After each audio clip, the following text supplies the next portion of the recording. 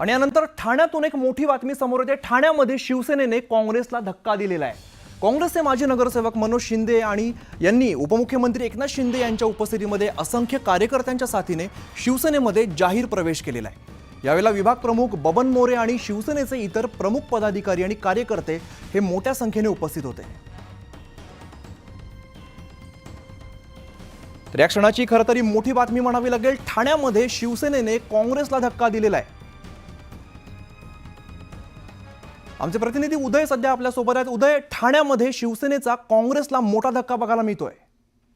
अगदी बरोबर आहे। ठाणे महानगरपालिकेतील काँग्रेस पक्षाचे माजी नगरसेवक आणि काँग्रेसचे स्थानिक नेते मनोज शिंदे यांनी उपमुख्यमंत्री एकनाथ शिंदे यांच्या उपस्थितीमध्ये आज ठाण्यामध्ये पक्षप्रवेश केलेला आहे आणि त्याचबरोबर त्यांच्यासोबत त्यांचे अनेक कार्यकर्ते देखील यावेळेला उपस्थित होते। काँग्रेस पक्षातील अनेक पदाधिकाऱ्यांनी देखील आज शिवसेनेमध्ये पक्षप्रवेश केलेला आहे। आज आपण दिवसभर पाहतो की उपमुख्यमंत्री एकनाथ शिंदे हे ठाण्यामध्ये अनेक पक्षाच्या बैठका घेत आहेत।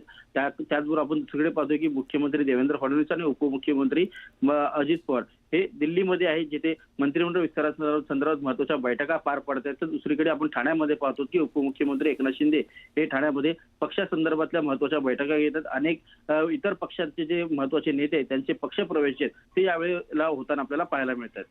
निश्चित उदय, त्यामुळे काँग्रेसला मोठा धक्का म्हणावा लागेल। धन्यवाद या सगळ्या सविस्तर माहितीसाठी।